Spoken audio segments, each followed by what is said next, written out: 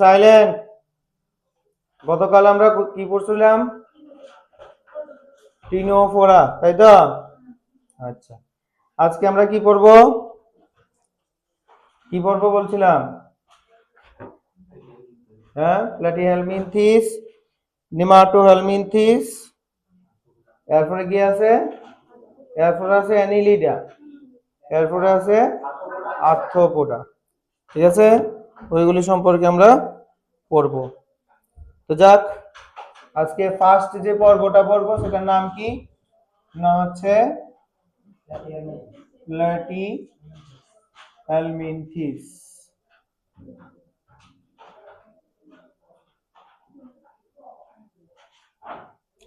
তো প্ল্যাটিহেলমিনথিস পর্বের যে প্রাণীরা আছে, ঠিক আছে, এদেরকে আমরা চ্যাপ্টা কৃমি নামে জানি। কি নামে জানি? চ্যাপ্টা কৃমি নামে জানি। ঠিক আছে, তো চ্যাপ্টা কৃমি শব্দটা শুনলে আমাদের কি মনে হচ্ছে? চ্যাপ্টা, তাই না? তো এদের বডিটা কিরকম হবে? চ্যাপ্টা হবে। বুঝছো? প্ল্যাটিহেলমিনথিস নামটা শুনলেই মনে রাখতে হবে, মাথার মধ্যে ঘন্টা বাজতে হবে, চ্যাপ্টা কৃমি। তো তাদের বডি কিরকম হবে? চ্যাপ্টা পাতার মতো হবে। ক্লিয়ার? আচ্ছা, তাহলে আর কি কি বৈশিষ্ট্য আছে আমরা জানবো। প্রথমত জানবো তাদের দৈহিক গঠন। এক নম্বর হচ্ছে দৈহিক গঠন। প্ল্যাটিহেলমিনথিসের দৈহিক গঠনটা কিরকম হয়? যেটা বলছিলাম, তাদের দেহ কিরকম হয়? দ্বিপার্শ্বীয় প্রতিসম এবং ফিতা বা পাতার মতো চ্যাপ্টা। ঠিক আছে, এদের দেহ কি বললাম? দ্বিপার্শ্বীয় প্রতিসম। এক নাম্বার, দেহ দ্বিপার্শ্বীয় প্রতিসম এবং কি বলছিলাম? ফিতা বা পাতার মতো চ্যাপ্টা। তো দেহটা কিরকম হয়? ফিতা বা পাতার মতো চ্যাপ্টা হয় এবং দ্বিপার্শ্বীয় প্রতিসম। দুইটা পাশ দিয়ে তাদেরকে কাটলে দুইটা সমান টুকরো পাওয়া যাবে, এটার নাম হচ্ছে দ্বিপার্শ্বীয় প্রতিসম। ঠিক আছে, আর কিতা কিতা আছে? এদের দেহে প্রকৃত সিলোম আছে নি? নাই। ঠিক আছে, এরা অ্যাসিলোমেটা পর্বের প্রাণী, তাই না? দেহটা ত্রিস্তরীয় কিন্তু সিলোম নেই। তো ত্রিস্তরীয় সিলোম ছাড়া প্রাণীদের নাম প্ল্যাটিহেলমিনথিস। ঠিক আছে, এদের সিলোম থাকে না, পাতার মতো চ্যাপ্টা। ঠিক আছে, পাতার মতো চ্যাপ্টা। তো এদের সিলোম থাকে না। সিলোমটা কি আমরা বলতে পারিনি? দেহের খালি স্থান বলে সিলোম হবে না। হ্যাঁ, কি সিলোমটা কি?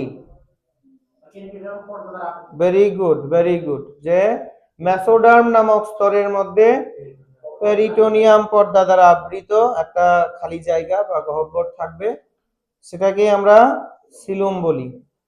যাদের থাকে না তাদের অ্যাসিলুমেটা বলি। যাদের মানে মানে সিলুমের মতো অংশ আছে কিন্তু প্রকৃত সিলুম নাই, তাদেরকে সিউডোসিলোমেটা বলি। প্ল্যাটিহেলমিনথিসের পরের পর্ব যেটা পড়বো, যাদের থাকে তো তাদের সিলোমেটাই বলবো। ঠিক আছে না? তাহলে এদের দেহ চ্যাপ্টা আর দেহের মধ্যে কোনো সিলোম থাকে না। ঠিক আছে, দুই নাম্বার যে বৈশিষ্ট্যটা, যদি আমরা দেহ স্তর বলি, দেহ স্তর, সেই বৈশিষ্ট্যে আমরা কি বলতে পারবো? সেই বৈশিষ্ট্যে বলতে পারবো যে এরা দ্বিস্তরীয় নাকি ত্রিস্তরীয়? ত্রিস্তরীয়। এদের দেহে অ্যাক্টোডার্ম, এন্ডোডার্ম এবং মেসোডার্ম নামক তিনটি স্তর থাকে। ঠিক আছে, কি বললাম? এদের দেহে একটোডার্ম, এন্ডোডার্ম এবং মেসোডার্ম নামক তিনটা স্তর থাকে, অর্থাৎ এরা ত্রিস্তরীয় প্রাণী। ক্লিয়ার? এবার যদি আমরা এদের পুষ্টি প্রক্রিয়া জানি, ঠিক আছে, যে এদের পুষ্টি কি রকম হয়। দেখো এখন আমরা কি পড়ছি, এখন আমরা প্রাণীর রাজ্যের অন্তর্গত পর্বগুলি পড়ছি, তাই না? আর অধিকাংশ প্রাণীরাই কি করে, হেটারোট্রপিক বা পরভোজী পুষ্টি সম্পন্ন করে। পরভোজীর অন্তর্গত অনেক ধরনের পুষ্টি আছে, পরজীবী, মৃতজীবী, মিথজীবী, স্যাঙ্গুইনোভোরি, ক্যাপ্রোফেগি ইত্যাদি অনেক ধরনের পুষ্টি আছে। তার মধ্যে এই প্রাণীরা কোন ধরনের পুষ্টি সম্পন্ন করে? মনে রাখবা, যেহেতু এরা কৃমি, এরা পরজীবী পুষ্টিটাই সম্পন্ন করবে। ক্লিয়ার? এরা পরজীবী পুষ্টি সম্পন্ন করে। পরজীবী পুষ্টি মানে কি? যে পুষ্টি প্রক্রিয়ায় কোনো একটা জীব অন্য কোনো সজীব বস্তুর উপর আশ্রয় নেয় এবং তার দেহ থেকে পুষ্টিরস শোষণ করে, তারে বলা হয় পরজীবী পুষ্টি, তাই না? তো আমাদের এই প্ল্যাটিহেলমিনথিস যারা আছে তাদের পরজীবী পুষ্টি দেখা যায়। ঠিক আছে, পরজীবী পুষ্টি তারা সম্পন্ন করে। তো পরজীবী পুষ্টি সম্পন্ন করার জন্য পোষকের দেহ থেকে, কি বললাম, পোষকের দেহ থেকে নিউট্রিয়েন্ট খাওয়ার জন্য, মানে নিউট্রিয়েন্ট শোষণ করার জন্য তাদের বডিতে একটা বিশেষ উপাঙ্গ বা বিশেষ অঙ্গের প্রয়োজন হয়। যেমন আমরা স্বর্ণলতা পড়েছিলাম, যার পরজীবী পুষ্টি সম্পন্ন হয়। এটি পরজীবী উদ্ভিদের নাম স্বর্ণলতা, যার কোনো পাতা টাতা নেই, বডিটাও গ্রিন কালার হয় না, কেন? ক্লোরোফিল থাকে না। এরা অন্য কোনো উদ্ভিদের দেহ থেকে পুষ্টিরস শোষণ করে। এর জন্য কি হয়, এই স্বর্ণলতাদের দেহের মধ্যে এরকম ছোট ছোট ছোট ছোট কাটার মতো বা রোমের মতো অংশ থাকে, যেগুলিকে কি বলা হয়, চূষক নল বা হস্টোরিয়া বলা হয়। ঠিক আছে, তাই না? তো এরকমই আমার যে প্ল্যাটিহেলমিনথিস আছে তারাও তো পরজীবী, তাই না? তো পরজীবী হওয়ার কারণে তার যে পোষক আছে বা হোস্ট আছে, তার বডি থেকে নিউট্রিয়েন্ট খাওয়ার জন্য বিশেষ অঙ্গের প্রয়োজন হয়। তো তার জন্য এই প্ল্যাটিহেলমিনথিস পর্বভুক্ত প্রাণীদের মুখের মধ্যে চূষক নল, ঠিক আছে, কি বললাম, চূষক নল থাকে। ঠিক আছে, কি বলেছি, চূষক নল এবং হুক থাকে। ঠিক আছে,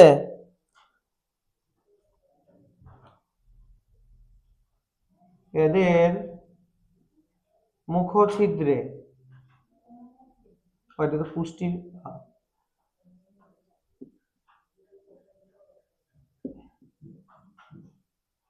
পুষ্টির মধ্যে 1 নাম্বার পরজীবী পুষ্টি সম্পন্ন করে, 2 নাম্বার কি বলেছিলাম, পোষকের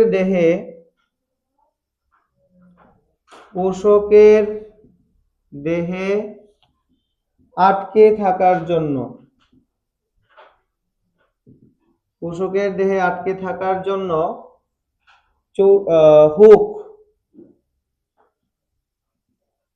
হুক থাকে, এবং পরিপোষক শোষণ করার জন্য, পরিপোষক শোষণ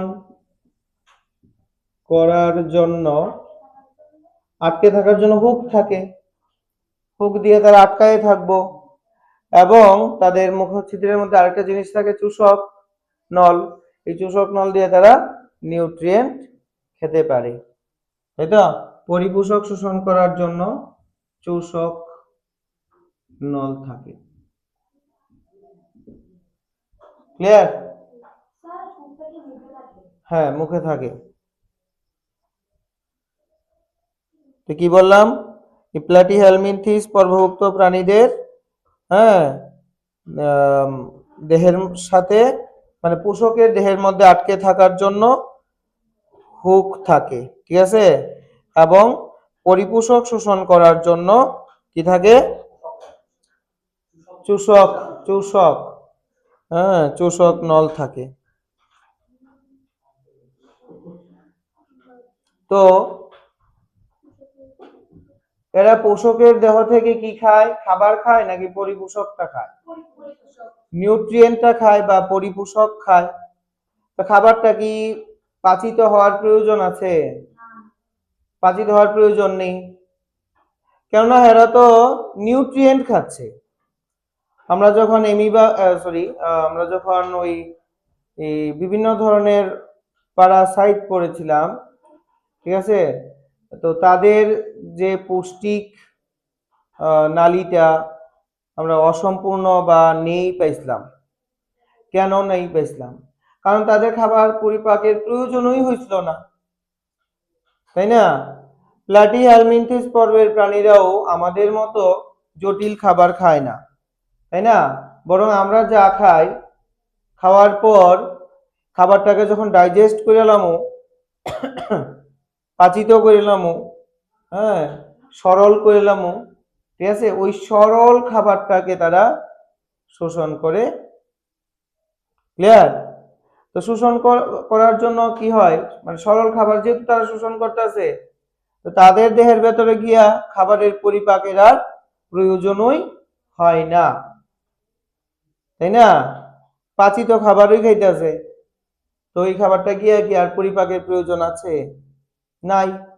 এই কারণে তাদের পরিপাক তন্ত্রটা বা পৌষ্টিক নালীটা তত উন্নত হয় না, না হলেও চলে, কারণ এরা তো নিউট্রিয়েন্ট খায়, তাই না, এরা তো কি খায়, নিউট্রিয়েন্ট খায়, নিউট্রিয়েন্ট খায়, তাই না, তো পরিপাকের প্রয়োজন হয় না, এই কারণে তাদের পৌষ্টিক নলটা অসম্পূর্ণ থাকে, তাই না। লিখে নিতে পারো, এদের পৌষ্টিক নালী, পৌষ্টিক নালী কি জানো তো, পৌষ্টিক নালী কি জানো নি, ডাইজেস্টিভ টিউব, যে অংশের মধ্যে আমাদের খাবার পরিপাক হয়, আমাদের তো একদম সুগঠিত, তাই না, হ্যাঁ, এই গ্রাস নালী আছে, পাকস্থলী আছে, স্মল ইন্টেস্টাইন আছে, মানে ক্ষুদ্রান্ত আছে, বৃহদন্ত্র আছে, তাই না, অ্যানাস বা পায়ু ছিদ্র আছে, তাই না, খুব উন্নত। স্টমাকের মধ্যে বা পাকস্থলীর মধ্যে খাদ্য পরিপাক হয়, ক্ষুদ্রান্তের মধ্যে শোষিত হয়, অ্যানাসের মাধ্যমে বা পায়ু ছিদ্রের মাধ্যমে অপাচিত খাবারটা বেরিয়ে যায়। কিন্তু আমাদের প্লাটি হেলমিনথিসের যে পৌষ্টিক নালীটা আছে এটা উন্নত বা অসম্পূর্ণ, অসম্পূর্ণ লেখো, অসম্পূর্ণ, এদের পৌষ্টিক নালী কিরকম, অসম্পূর্ণ, এবং এদের পায়ু ছিদ্র থাকে না, মুখছিদ্র থাকলেও এদের পায়ু ছিদ্র থাকে না। কি বলেছি বুঝতে পারছো, এদের পায়ু ছিদ্র থাকে না, আর পৌষ্টিক নালীটা অউন্নত।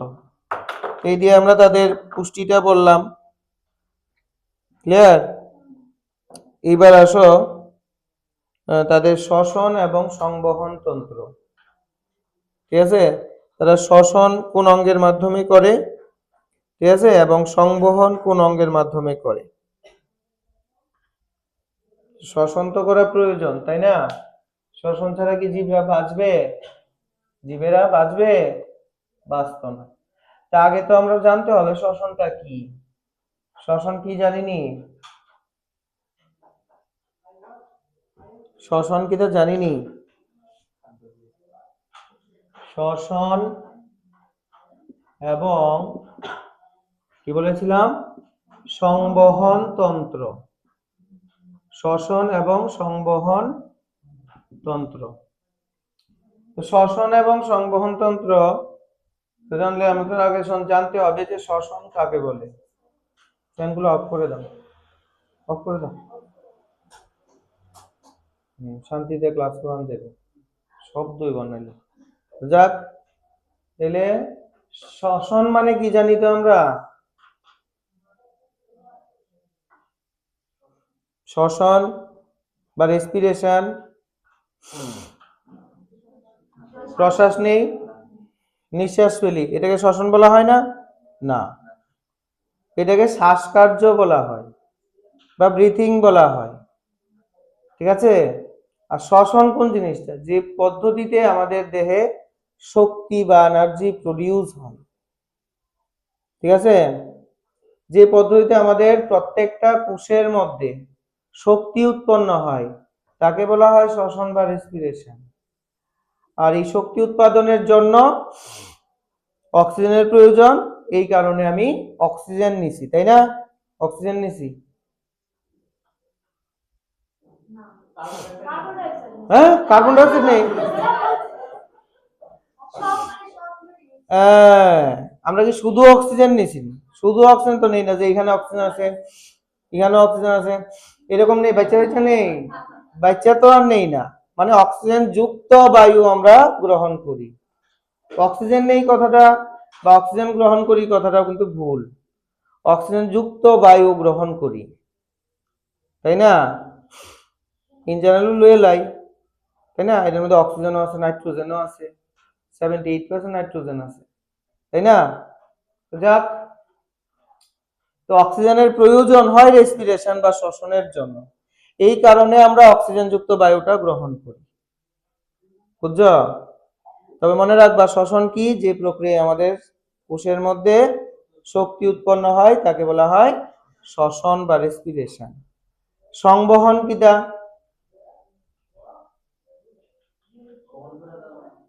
বহন, ভেরি গুড, বহন। ঠিক আছে, কি বললাম? বহন, সংবহন, বহন। মানে এই যে দেখো, কি নিছি? অক্সিজেন যুক্ত বায়ু নিছি। কেন নিছি? কারণ অক্সিজেনটা আমার প্রত্যেকটা কোষের মধ্যে যাওয়া প্রয়োজন। কেন প্রয়োজন? প্রত্যেকটা কোষের মধ্যে রেসপিরেশন হবে, মানে শ্বসন প্রক্রিয়ায় শক্তি উৎপন্ন হবে, তো অক্সিজেনটা যাওয়া প্রয়োজন, তাই না? কে নিয়ে যাবে? নিলাম তো, কোথায় গেল? ফুসফুসে গেছে, কোষের মধ্যে তো আর গেছে না। তো ফুসফুস থেকে কোষে কে নিয়ে যাবে? রক্ত নিয়ে যাবে।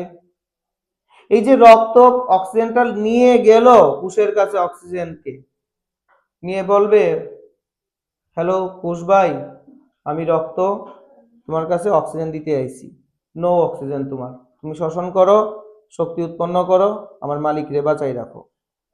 ঠিক আছে? এবার কোষ বলবে, দাঁড়া, বিনিময়ে তো কিছু দেওয়ান লাগে, ঠিক আছে না? কিছু তো ম্যানার্স আমাদেরও আছে, মানুষ না হইতে পারি, সেল হইতে পারি, মানে কোষ হইতে পারি, কিন্তু আমরা ভিতরে ম্যানার্স আছে। কেউ একটা কিছু দিলে আমরাও দিতে হয়। তো রক্ত কোষকে দেয় অক্সিজেন, আর কোষ রক্তকে দেয় কার্বন ডাই অক্সাইড। বুঝছো তো?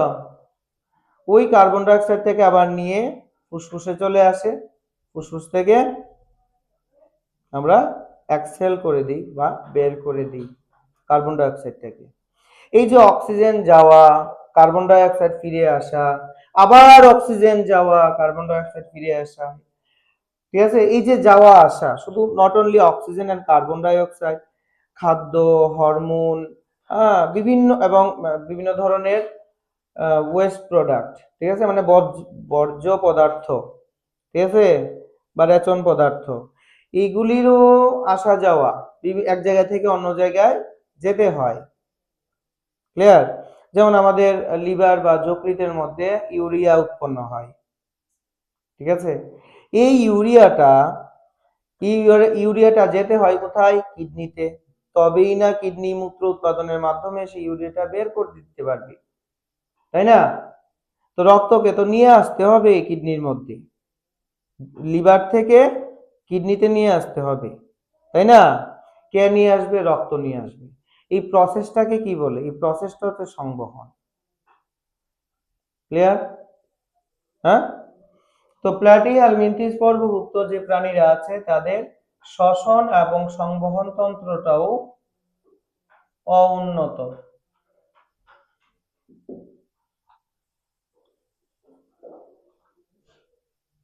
বুঝছো নি ব্যাপারটা? পরিপাক তন্ত্রটাও অউন্নত, শ্বসন তন্ত্রটাও অউন্নত, সংবহন তন্ত্রও অউন্নত। তাহলে এদের দেখি কি সংবহন প্রয়োজন নাই আর শ্বসন প্রয়োজন নাইনি? শ্বসন ছাড়া কোনো অর্গানিজম হবে? হবে না। সমস্ত জীবেদের জন্যই কিন্তু এনার্জির প্রয়োজন, শক্তির প্রয়োজন। ইভেন উদ্ভিদের জন্য কিন্তু শক্তির প্রয়োজন। এই কারণেই তো তারা খাদ্য বানায়। উদ্ভিদেরা কিন্তু খাদ্য আমাদের জন্য বানায় না, তারা নিজেদের জন্য বানায়। আমরা শয়তান, আমরা তাদের দেহ থেকে লুইয়াই পড়ি আর কি, লুইয়াই পড়ি না? উদ্ভিদের খেয়ে ফেলি না আমরা? ডাইরেক্টও খাই অনেক সময়, ইনডাইরেক্টলিও খাই, তাই না? প্রত্যক্ষ এবং পরোক্ষভাবে আমরা খাদ্যের জন্য কার উপর নির্ভরশীল? উদ্ভিদের উপর নির্ভরশীল, তাই না? তো উদ্ভিদ কি খাদ্যটা আমাদের জন্য বানায়নি?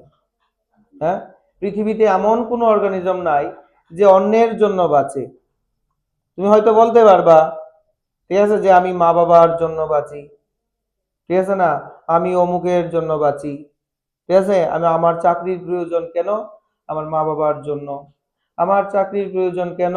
আমার অমুকের জন্য, ঠিক আছে না?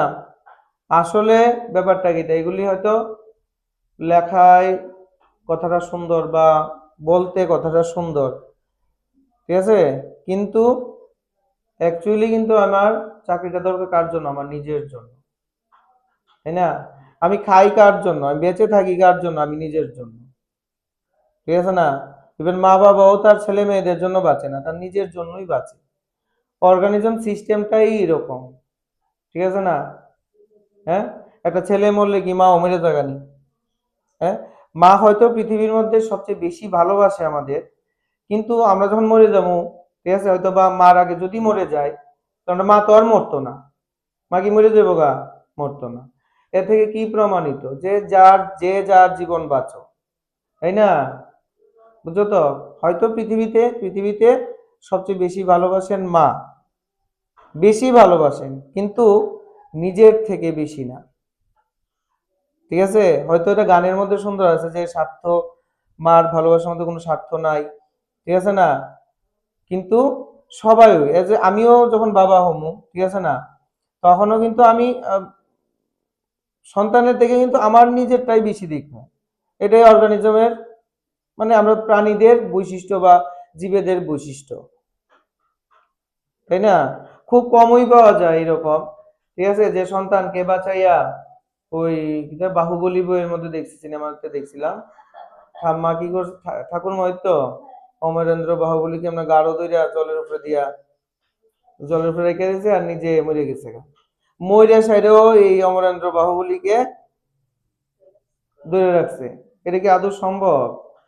সিনেমায় সম্ভব, ঠিক আছে না? যাক, উদ্ভিদেরও কিন্তু উদ্ভিদেরও কিন্তু এরকম, তারা নিজেদের জন্য খাবার বানায়, ঠিক আছে না? আমরা শুধু এটার মধ্যে গিয়ে ভাগ বসাই, কেন? আমরা তো নিজের খাবার নিজেরা বানাইতে পারি না, বুঝছো না? হ্যাঁ, আচ্ছা, যাক, এইবার আসো, কেন কথাটা বললাম, কেন বললাম বলো তো? যে শক্তির প্রয়োজন, উদ্ভিদেরও কিন্তু শক্তির প্রয়োজন হয়, এই কারণে তারা খাবার বানায়। শক্তি সমস্ত অর্গানিজম বা সমস্ত জীবের জন্য প্রয়োজন। তো শক্তি উৎপাদন হয় কোন পদ্ধতিতে? একমাত্র একটাই, শ্বসন পদ্ধতিতে, রেসপিরেশন পদ্ধতিতে শক্তি উৎপন্ন হয়। তাহলে উদ্ভিদের মধ্যেও কিন্তু শ্বসন হয়, বুঝছো? প্রাণীর মধ্যে তো হবেই, ক্লিয়ার? আর প্লাটি হেলমিনথিসের আমি বললাম শ্বসনতন্ত্র এবং সংবহনতন্ত্র অউন্নত, কিন্তু শ্বসন হবে। আর এই শ্বসনের জন্য অক্সিজেনও প্রয়োজন হবে। তাহলে অক্সিজেন এরা কিসের মাধ্যমে নেবে? এদের দেহের শ্বসনতন্ত্র তো অউন্নত, ঠিক আছে? তো এরা দেহ ত্বকের মাধ্যমে, দেহ ত্বকের মাধ্যমে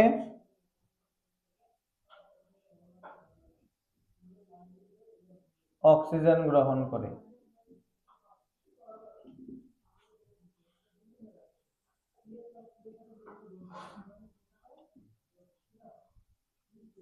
বুঝুনি? এবার আসো রেচনতন্ত্র। রেচন মানে কি তা?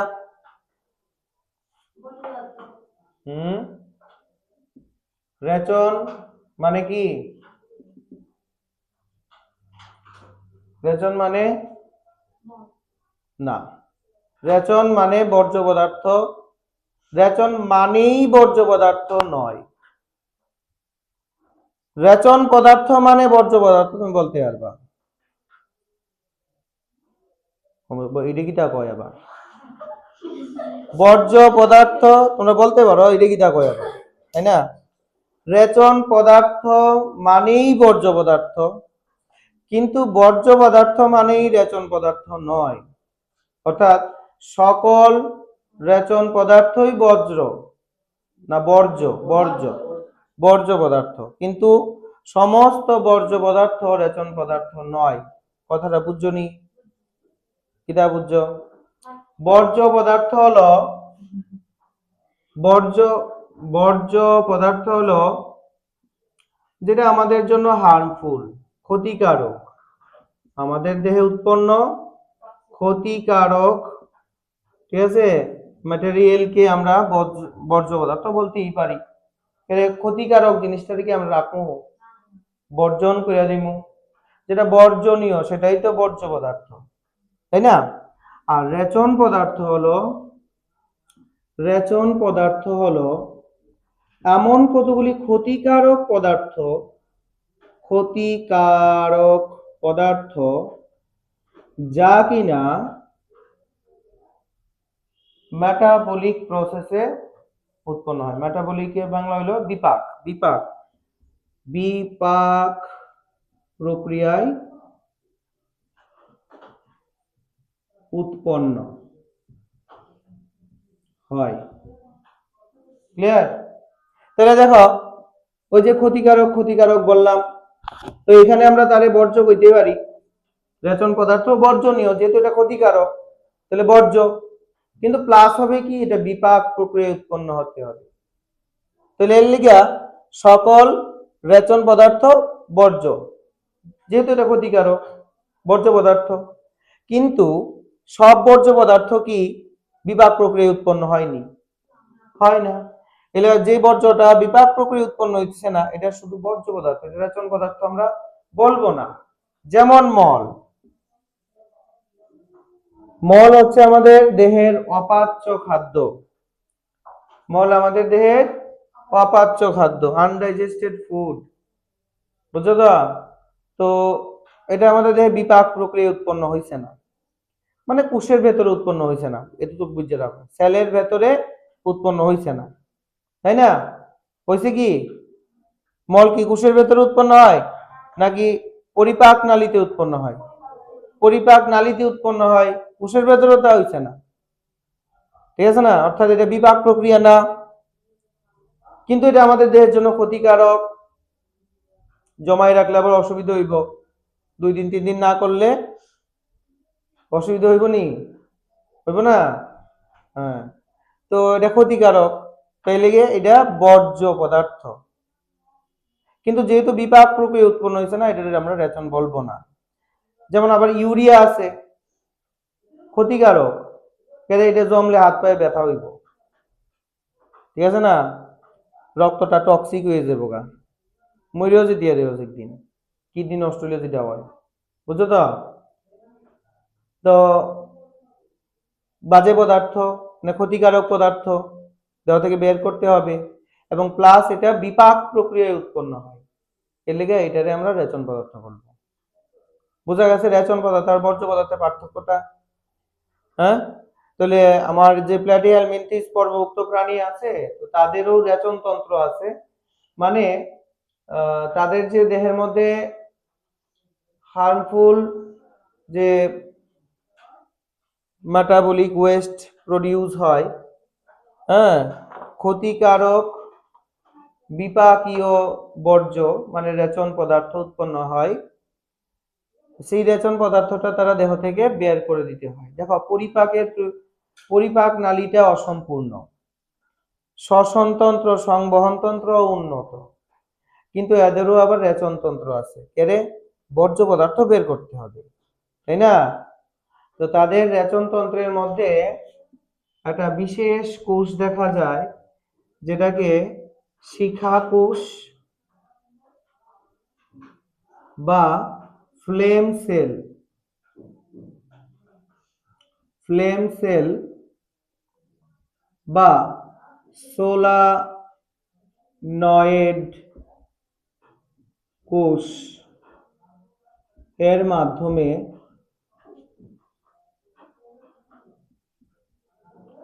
রেচন সম্পন্ন করে। তাহলে প্রশ্নটা কি আসতে পারে? প্রশ্নটা আসতে পারে যে প্লাটিহেলমিনথিস পর্বভুক্ত প্রাণীদের রেচন মানে প্রাণীরা কোন অঙ্গের মাধ্যমে বা কিসের মাধ্যমে রেচন সম্পন্ন করে? শিখা কোষ বা ফ্লেম সেল বা সোলানয়েড, ঠিক আছে? সোলানয়েড কোষের সাহায্যে এরা রেচন পদার্থ সম্পন্ন করে। সোলানয়েড নয়, সোলানোসাইট, হ্যাঁ, সোলানোসাইট কোষের মাধ্যমে এরা রেচন সম্পন্ন করে। এইবার আমরা দেখব সোলানোসাইট, এবার আমরা দেখব তাদের জনন প্রক্রিয়া। জনন প্রক্রিয়া মানে যে পদ্ধতির মাধ্যমে এদের সংখ্যা বৃদ্ধি হয়। ক্লিয়ার? মনে রাখবা এরা উভয় লিঙ্গ প্রাণী। উভয় লিঙ্গ প্রাণী মানে বুঝছো নি? সেদিন বুঝাইছিলাম যে সমস্ত প্রাণীর মধ্যে পুংজনন তন্ত্র এবং স্ত্রী জনন তন্ত্র দুটোটাই থাকে, তাদেরকে বলা হয় হ্যাঁ উভয় লিঙ্গ, তাই না? তো যেহেতু এরা উভয় লিঙ্গ হয়, এদের নিষেক কি অন্তঃনিষেক হবে না বহির্নিষেক হবে? এদের অন্তঃনিষেক হবে। ক্লিয়ার? এদের অন্তঃনিষেক হবে। প্লাটিহেলমিনথিসের কি হবে?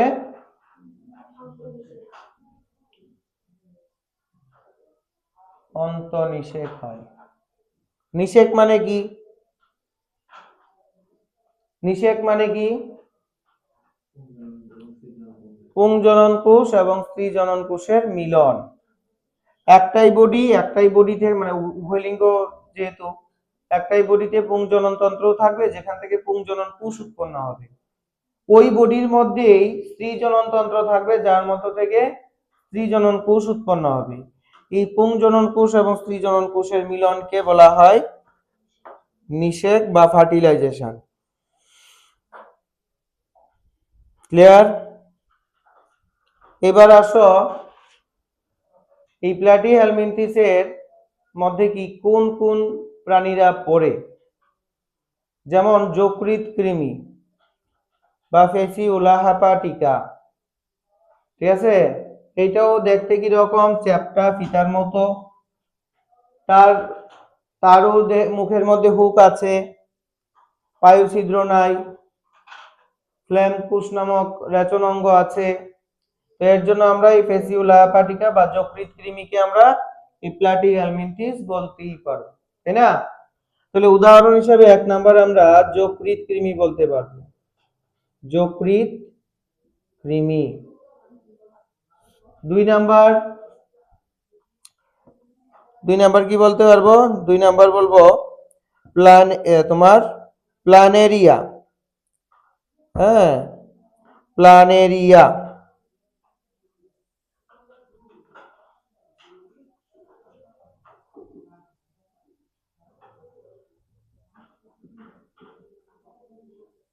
প্ল্যানেরিয়া। দেখো যকৃৎ কৃমি যেটা, এটা কিন্তু পরজীবী প্রাণী, এর জন্য এটার মধ্যে হুক থাকবে। এর জন্য এটার মধ্যে কি থাকবে? হুক থাকবে। বুঝুনি? যেহেতু এরা পরজীবী, কোথায় কোথায় থাকে এরা? পরজীবী যেহেতু এরা কোষ্ঠ থাকবো, কোষকও থাকবে এদের, কারা কারা আছে এটার পোষক? গরু, ভেড়া, ঠিক আছে, এগুলোর যকৃতের মধ্যে এই কৃমিটা থাকে। গরু, ভেড়া, ইভেন মানুষের যকৃতেও, হ্যাঁ, এই ফেসিওলা হেপাটিকা এটা থাকে। বুঝছো? গরু, ভেড়া, মানুষের যকৃতে থাকে। যকৃৎ মানে বুঝো নাকি এটা? যকৃৎ মানে যকৃতে কি নামে জানি আমরা? যকৃতের ইংরেজি কিটা? ইংরেজিটাই সবাই কই। যকৃতের ইংরেজি কিটা জানিনি আমরা? হ্যাঁ, লিভার। লিভার নাম শুনছো আশা করি। আচ্ছা, মাংস খাওয়ার সময় লিভার খাওনি? বলো লিভার কোন জায়গাটা? হ্যাঁ, এটা অনেকে আঙ্কুশ কয়, অনেকে কয় কিটা এই না কিটা, এরকম অনেকে অনেক নামে বলে এটাকে। অনেকে আঙ্কুশ কয়, অনেকে, হ্যাঁ হ্যাঁ, অনেকে কইলজা কয়, ঠিক আছে, কয় না এরকম? হ্যাঁ, কিন্তু কইলজা নামক কোন জিনিস, ঠিক আছে, আমি বলিতে কইলজা হয়েছি না। হুম, কইলজা। আচ্ছা, যাক, অনেকে এই কালো লিভার বা যকৃৎটাকে কইলজা কয়। বুঝছো? ওই মাংস খাওয়ার সময় কয় আমরা কইলজাটা দে, বুঝনি? যাক, গরু, ভেড়া, ছাগল, পাঠা, এদের যকৃতে কিন্তু এই ফেসিওলা হেপাটিকা থাকে, যেটা খাইলে পরে ফিতা কৃমি হয়। বুঝছো তো? শুকর হয়নি? হ্যাঁ, ফিতা কৃমি, ইডই ফেসিওলা হেপাটিকা। ফিতা কৃমি নাম শুনছো না? ইডই, হ্যাঁ, ফেসিওলা হেপাটিকা। কিন্তু প্ল্যানেরিয়া যেটা, এটা মুক্তজীবী, এটা পরজীবী না। ক্লিয়ার? এটা হলো মুক্তজীবী, মানে এরা পরজীবী না, মুক্তজীবী।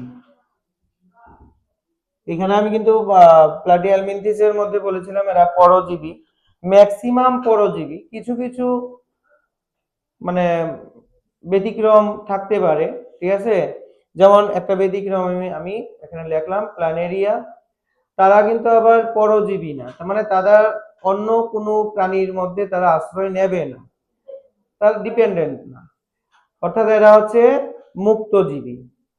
এরা কিরকম? মুক্তজীবী। কোথায় থাকে তাইলে? এরা সাধু জলে কিংবা ভিজা মাটিতে থাকে। সাধু জলে কিংবা ভিজা মাটিতে এরা থাকে, প্ল্যানেরিয়ার আরেকটা গুরুত্বপূর্ণ বৈশিষ্ট্য আছে, যেটা তুমি প্ল্যাটিহেলমিনথিসের মতো বলতে পারবা, যে এদের যে জননটা আমি বলেছিলাম যে এরা উভয় লিঙ্গ এবং অন্তঃনিষেক সম্পন্ন হয়, অর্থাৎ এটা হচ্ছে যৌন জনন, তাই তো? যৌন জনন তো, আবার এরা অযৌন জননও সম্পন্ন করতে পারে। বলে কেমনে স্যার? এরা পুনরুৎপাদন বা রিজেনারেশন প্রক্রিয়ায়ও বংশ বিস্তার করতে পারে। তুমি একটা প্ল্যানেরিয়াকে কেটে 2 টুকরা করে দাও, 2টা টুকরা থেকে 2টা প্ল্যানেরিয়া উৎপন্ন হবে। এই প্রসেসটাকে বলা হয় পুনরুৎপাদন বা রিজেনারেশন। বুঝছো তো? না বুঝছো না? রাহু কেতু নামক একজন রাক্ষস আসনি পৌরাণিক গল্পে, হ্যাঁ, স্বর্গ থেকে, সমুদ্র থেকে যখন অমৃত উঠলো, ঠিক আছে না, তখন ছলনা করিয়া শুধু দেবতারা খাইতে চাইছিল। রাহু কেতু নামক রাক্ষস বুঝে লাইছে, বুঝছে সেটা, তাই না, এ দেবতার রূপ ধারণ কইরা হ্যাঁ কি করছে, দেবতার লগে গিয়া বইয়ে গেছে। যেই বিষ্ণুদেব অমৃত দিতে আসলো, এক ফুটা ফুটে গেছে গা, খায় ওলাইছে, তাই না। এরপরে দেখছে যে ও এমুক দেবতা তো, এমন চেহারার দেবতা তো আমরা মানে দেবতার জগতে নাই, দর হেরে কেডাইটা জিগা, বুঝছ। এইবার অমৃত খাই লাইছে, যেহেতু এত অমর হয়ে গেছে গা, এবার নিজের রূপ ধারণ করে কয় আমি তো রাক্ষস, আমি তো রাহু কেতু। এবার বিষ্ণু রাগ হইয়া তার সুদর্শন বাইর করলো, বলে মইরা নিজ জায়গা দীক্ষা লই, দিল, কিন্তু গলা কাটছে, তারপর দেখছে মরছে না, কেড়ে অমৃত খেয়ে অমর হয়ে গেছে, তাই না। দুই টুকরা দুইটা জীব, মাথাটা হইল গেল রাহু, নিচেরটা হইল গা কেতু। এই গল্পটা জানো তো। বিজ্ঞানের মধ্যেও এরকম ঘটনা আছে যে কিছু কিছু জীবেদের তুমি যদি ভেঙে দাও, দুই টুকরা করে দাও বা তিন টুকরা করে দাও, অ্যাজ ইউ উইশ, তুমি যত টুকরা করো না কেন, সেই টুকরোগুলি কিন্তু এক একটা জীব, বুঝছো তো। ওইটাকে বলা হয় ফ্র্যাগমেন্টেশন বা খণ্ডীভবন। আবার আরেকটা প্রসেস আছে কি রক্তবীজের মতো। রক্তবীজের কাহিনী শুনছো নি? এটা মাটিতে যদি রক্ত পড়ে তাহলে আরেকটা মানে এমন ওষুধ তৈরি হইল, যতটা রক্তের ফুটা মাটিতে পড়ব, ঠিক আছে, ততটা ওষুধ সৃষ্টি হবে, বুঝছো। ওইটা হলো রিজেনারেশন বা পুনরুৎপাদন। তুমি কাইটটা যতটা টুকরা করবা, ততটা টুকরার থেকে নতুন জীব, পূর্ণাঙ্গ জীব সৃষ্টি হবে। এটা হচ্ছে রিজেনারেশন, মানে কর্তৃত অঙ্গটা পুনরায় উৎপন্ন হবে। খণ্ডী ভবনে যেমন একটা এক্সাম্পল দিয়ে বুঝাই, গল্পের মাধ্যমে বুঝছো না, চেহারা দিকে বুঝাইতেছে। টিকটিকির লেজ কাটো, বলে দা দিয়ে কাটতে হবে না, টিকটিকি ভয় দেখাও, তাহলে টিকটিকি লেজ ফিরে যাবো। হ্যাঁ, টিকটিকিটারে, ঠিক আছে, পিঠের মধ্যে চাপা দিয়ে রেখে দে হাত দিয়া, টিকটিকি তো কামড় দিত না, ঠিক আছে, বা অন্য কিছু খাতা টাতা দিয়া হইলেও তার গাড়ির মধ্যে ধরে রেখে দে, ভয় পাইবো, আর আমরা টিকটিকি লেজ জ্বালাইব, এরা লেজ লড়ে, এরা শক্তি প্রদর্শন করে, হ্যাঁ, এরা ভাবে আমদানি ডরাই, এমনি লেজ লড়াইতে থাকবো, একসময় লেজ ফিরে যাবো, ঠিক আছে, তারা ভয় পেলে তারা লেজ ফিরে যাবে। হ্যাঁ, বুঝছো, লড়াইতে লড়াইতে ফিরে যাবে। তো এই দেখো, টিকটিকি লেজটা পড়লে টিকিটে মরে জায়গা নেই, মরে না।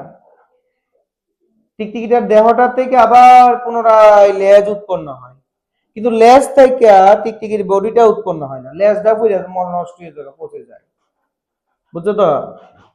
হ্যাঁ, তো প্ল্যানেরিয়ার হচ্ছে এরকম যে তার দুই টুকরা মানে লেজ আর বডিটা আলাদা করে দাও, বডিটার থেকে লেজ উৎপন্ন হবে আর লেজটার থেকে বডি উৎপন্ন হবে, অর্থাৎ দুইটা অর্গানিজম বা জীব তুমি পাইবা। এটার নাম হচ্ছে রিজেনারেশন বা পুনরুৎপাদন। প্ল্যানেরিয়া মানে এই কাজে সক্ষম, পুনরুৎপাদনে সক্ষম, ঠিক আছে। তো এখানে মুক্তজীবী লেখছো, সাধু জলে বসবাস করে, আরেকটা লেখবা যে পুনরুৎপাদনে সক্ষম। তোমাদের প্রশ্ন আসতে পারে যে পুনরুৎপাদনে সক্ষম প্লাটিহেলমিনথিসটি হলো প্ল্যানেরিয়া। ক্লিয়ার? পুনরুৎপাদনে সক্ষম প্লাটিহেলমিনথিসটি হলো কে? প্লাটিহেলমিনথিস। গুড।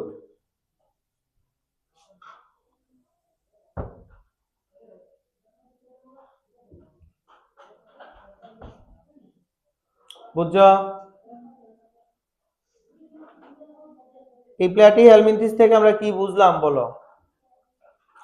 এদের কি নামে চিনি আমরা? চ্যাপ্টা কৃমি হিসাবে চিনি। এরা পরজীবী প্রাণী, বেশিরভাগ ক্ষেত্রে পরজীবী। তো পরজীবী যেহেতু পোষকের দেহে আটকে থাকার জন্য এদের খুব থাকে, আর পরজীবী থেকে পুষ্টি খাওয়ানোর লেগা চোষক থাকে জানছি আমরা। এদের শিখাকোষ বা ফ্লেম সেল বা সোলানোসাইট কোষ নামক রেচনাঙ্গ আছে। পরিপাকতন্ত্র উন্নত না, মুখছিদ্র থাকলেও পায়ুছিদ্র নাই, শ্বসনতন্ত্র নাই বললেই চলে, কিন্তু তারা দেহত্বকের মাধ্যমে শ্বাস নেয় বা অক্সিজেন নেয়। এগুলি আমরা জানলাম প্লাটিহেলমিনথিসের মধ্য থেকে। ঠিক আছে, এইবার আমরা আসব নিমাটোহেলমিনথিস পর্বভুক্ত প্রাণীদের। ঠিক আছে, কি আসবো? নিমাটোহেলমিনথিস পর্বভুক্ত প্রাণীদের বৈশিষ্ট্যতে বা গোল কৃমি।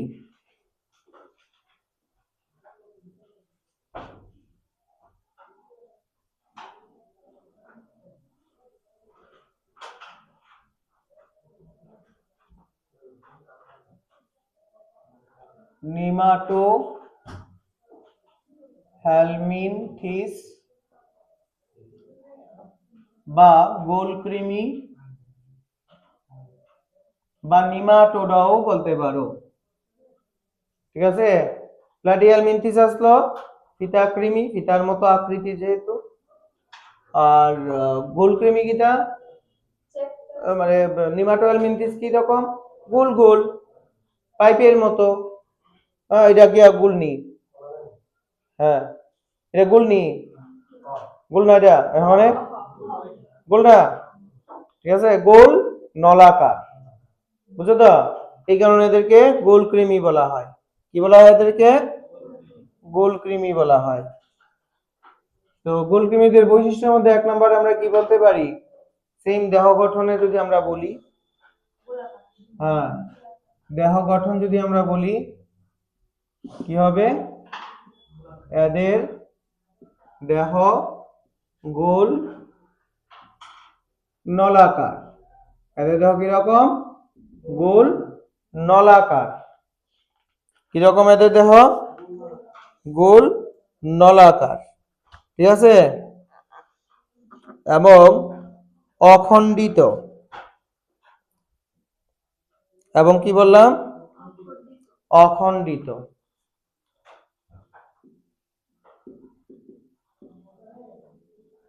কোন খণ্ডে বিভক্ত না। দেহ অখণ্ডিত ও দ্বিপার্শ্বীয় প্রতিসম।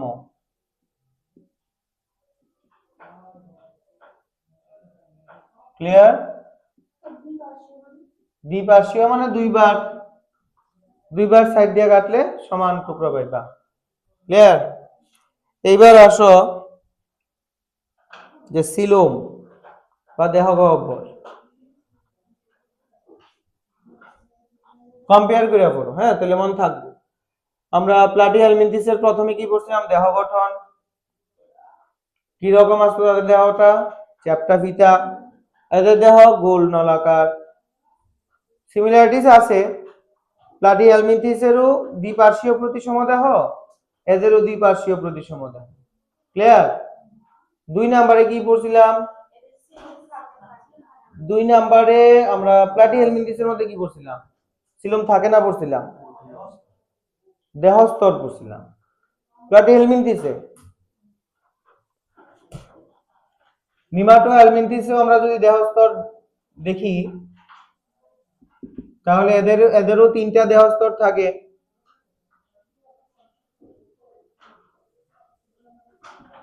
তাই না? অ্যাক্টোডার্ম, এন্ডোডার্ম এবং মেসোডার্ম নামক তিনটি স্তর থাকে। নেক্সটে কিটা পড়ছিলাম? পুষ্টি। পুষ্টিটাও সেম। ঠিক আছে, কি বললাম? পুষ্টিটাও সেম। হ্যাঁ, যে এরাও কিরকম? পরজীবী পুষ্টি সম্পন্ন করে।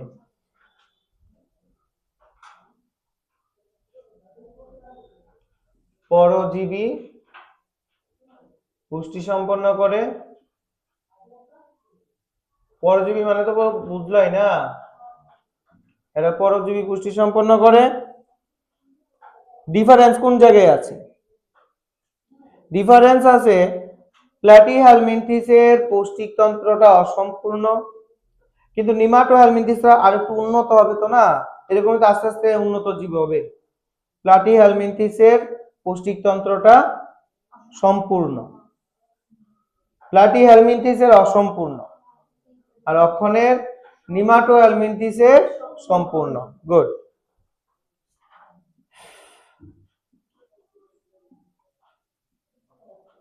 এদের পৌষ্টিক তন্ত্র বা পৌষ্টিক নালী সম্পূর্ণ। পায়ুছিদ্র থাকে,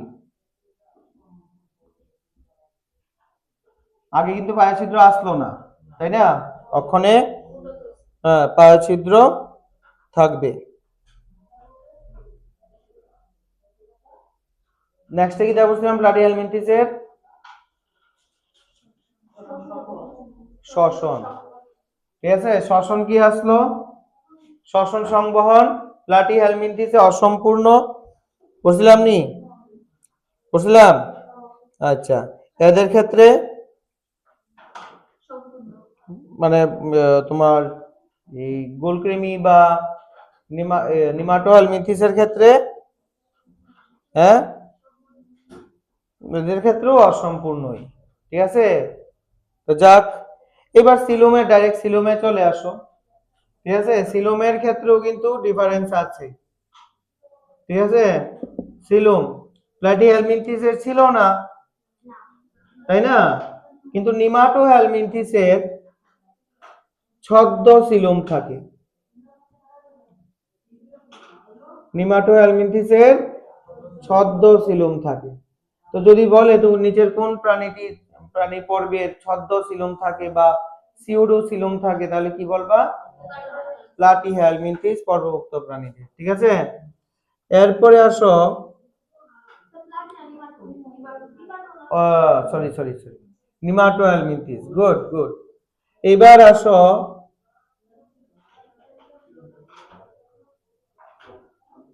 ছদ্ম সিলোম থাকে নিমাটোহেলমিনথিসে, প্ল্যাটিহেলমিনথিসে থাকে না। ক্লিয়ার? নিমাটোহেলমিনথিসের ছদ্ম সিলোম থাকে। এবার আসো সিলোমের পর তন্ত্রের উপস্থিতি।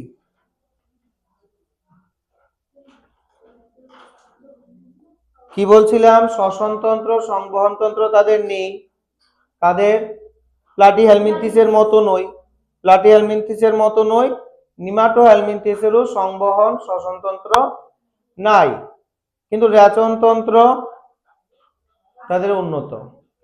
ঠিক আছে, কি বললাম? রেচনতন্ত্র এবং স্নায়ুতন্ত্র তাদের খুব উন্নত। রেচনতন্ত্র ও স্নায়ুতন্ত্র উন্নত। হ্যাঁ, শ্বসন এবং সংবহন তাদের হয়ই না, মানে তন্ত্র অসম্পূর্ণ থাকে। ঠিক আছে, এইবার আসো তাদের একটা বিশেষ বৈশিষ্ট্য আছে যে এদের ত্বকের বাইরে একটা কিউটিকলের আবরণ থাকে। ঠিক আছে, যে কিউটিকলের আবরণটা যেখানে থাকবে, হ্যাঁ, এরা কোথায় থাকে বলতো? এরা গুলকৃমি। এরা কোথায় থাকবে মনে রাখবা? মানুষ, গরু, ছাগল, বিভিন্ন প্রাণীদের অন্ত্রের মধ্যে থাকবে। ক্লিয়ার? ক্ষুদ্রান্ত বা পাকস্থলী ইডির ভিতরে থাকবো। ইডির ভিতরে থাকলে পরে দেখ, পাকস্থলী থেকে আমাদের কন্টিনিউয়াসলি পাচক রস বা ডাইজেস্টিভ জুস বেরিতেছে, এসিএল বেরিতেছে। তো এটি ডাইজেস্ট হয়ে যাওয়ার কথা। আমরা মাংস খাইয়া হজম করে লাই, আর এই ছোট ছোট একদম সুতার মতো দেখতে কৃমি গুলাকে হজম করতে পারি না। পারি না। কেন পারি না? কারণ তাদের ত্বকের বাইরে কিউটিকলের আবরণ আছে। কত শক্ত শক্ত পাঠার মাংস খাইয়া হজম করে লাই, করে লাই তো না? করি না? করি। কিন্তু এই সুতার মতো দেখতে কৃমিরই হজম হয় না। এই কারণের জন্য তাদের দেহের বাইরে কিউটিকলের আবরণ থাকে, যেটা পাচক রস থেকে তাদেরকে বাঁচায়। বুঝছো? কি লাগবে এখানে? এদের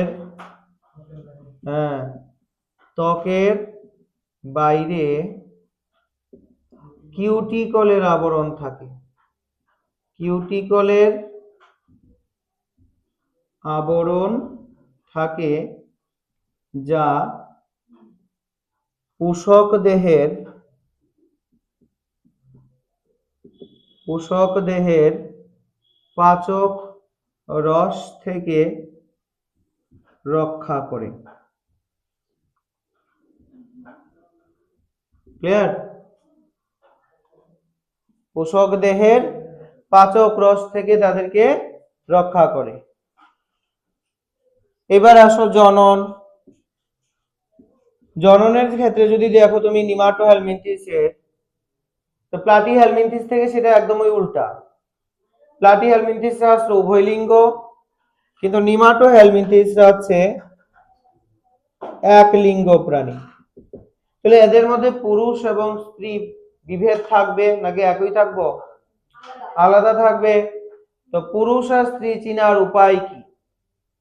উপায়টা হচ্ছে পুরুষ যে প্রাণীটা আছে, পুরুষ পুরুষ প্রাণীটার যে মুক্ত প্রান্ত থাকবো, এই মুক্ত প্রান্তগুলি ভূতা হবে, মানে চ্যাপ্টা হবে, এবং বাঁকানো থাকবে। বুঝছো?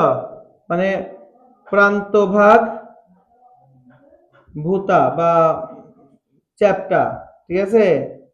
তখন এটাকে আমরা পুরুষ প্রাণী ধরবো। আর স্ত্রী প্রাণী হলে তার প্রান্তটা কি রকম হবে? সুচালু হবে। চোখা হইব আর কি, সুচালু হইব। তো এদের আবার কি হয়? তাহলে এদের অন্তর্নিষেক হবে না বহির্নিষেক হবে? কেন বহির্নিষেক হবে?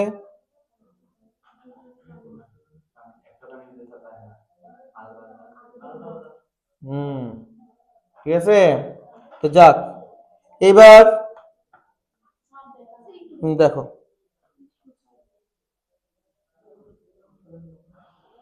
পুরুষ প্রাণীটার প্রান্ত ভূত হইব আর স্ত্রী প্রাণীটার প্রান্ত সরু হইব।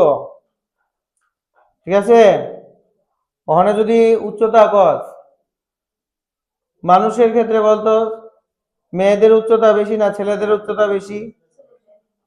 ছেলেদের সবই বেশি, উচ্চতাও বেশি, মানে গড় ওই করে। তুমি যদি কও তোমার থেকে বেটে একটা ছেলেকে ডেকে না, স্যার ওই তো ছোট আমার থেকে, ঠিক আছে? এমন করলে হইতো না। 10 জন ছেলে প্লাস 10 জন মেয়ে, 10 জন মেয়ের উচ্চতা যোগ করো, 10 জন ছেলের উচ্চতা যোগ করো, গড় করলে দেখবা ছেলেদের উচ্চতা বেশি আসে। ওইটা বলছি। তো যাক, তো ছেলেদের উচ্চতাও বেশি, ব্রেনের ওজনও বেশি, হৃৎপিণ্ডের ওজনও বেশি, রক্তের পরিমাণও বেশি, সব বেশি। বুদ্ধিও বেশি? না না, বুদ্ধি মেয়েদের বেশি, কূটনৈতিক বুদ্ধি মেয়েদের বেশি। ঠিক আছে? পৌরাণিক ইতিহাসে বা গল্পের মধ্যে একজনই কূটনৈতিক পাইছি, শকুনি মামা। ঠিক আছে না? আর সব তো মেয়ে লোক, ওই মন্থরা, তারপরে আরো অনেকটি আছে না? কোনটা?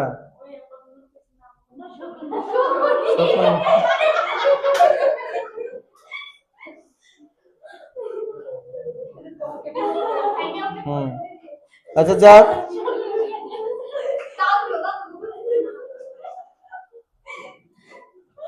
না তাহলে আবার ভুল হয়েছে গা। বলছে কে রে? কারণ শকুনি তো পরে আইছে, শকুনি এসে দাবর যুগে, আর মন্থরা তো ত্রেতা যুগের। তাহলে মন্থরার থেকে শকুনি শিখছে। আচ্ছা যাক, তাইলে কিন্তু মানুষ থেকে একদম আলাদা হবে। নিমাটোহেলমিনথিসের মধ্যে যে স্ত্রী প্রাণীরা আছে তারা লম্বা হবে, নিমাটো হেলমিনথিসের স্ত্রী প্রাণীরা লম্বা হয়, সুচালু হয়, আর পুরুষ প্রাণীরা ভূতা হয় আর মোটা হয়। ঠিক আছে, মানে প্রান্ত ভাগটা মোটা হয় আর ছোট হয়। ঠিক আছে, উদাহরণ হিসেবে তুমি গুলকৃমি বলতে পারো, যেটা অ্যাসকেরিয়েসিস লুমব্রিকয়েডিস, যেটা বিজ্ঞানসম্মত নাম বলতে পারো। উচেরেরিয়া ব্যাংক্রাফটি বা গোদকৃমি। ঠিক আছে, উদাহরণ হিসেবে তুমি বলবা, উদাহরণ কি বলবা? গোলকৃমি, হ্যাঁ, গোলকৃমি বা কি বলেছিলাম, অ্যাসকেরিস লুমব্রিকয়েডিস। ঠিক আছে, বিজ্ঞানসম্মত নাম। হ্যাঁ, অ্যাসকেরিস লুমব্রিকয়েডিস। হ্যাঁ, ASCARIS, অ্যাসকারিস লুমব্রিকয়েডিস, এটা হলো বিজ্ঞানসম্মত নাম। হ্যাঁ, বিজ্ঞানসম্মত নাম। হ্যাঁ, গোলকৃমি। ASCARIS,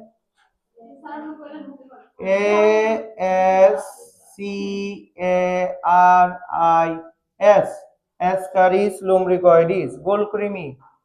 ঠিক আছে, মানুষের যে কয় গুড়া কৃমি। ঠিক আছে, এটি গোলকৃমি।